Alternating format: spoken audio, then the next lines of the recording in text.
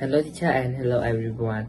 My name is Heng Chahong. Today I talking about first day at school. I have three friends named Kim Hui, Sraipik and Song Anh Lee.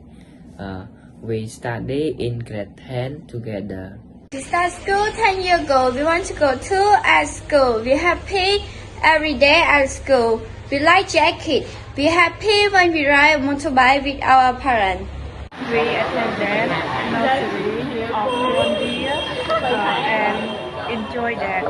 Many different from nursery are starting school too. Mom told Kim Hui, Chai Hoan, but he did not seem to believe her. He thought that he would be only Chai Hui, but nursery to excuse small. He said that because the school was too big, he thought that we would get lost. When we go to school and see our friends from kindergarten, we feeling better than at home. We enter the school and no one cries.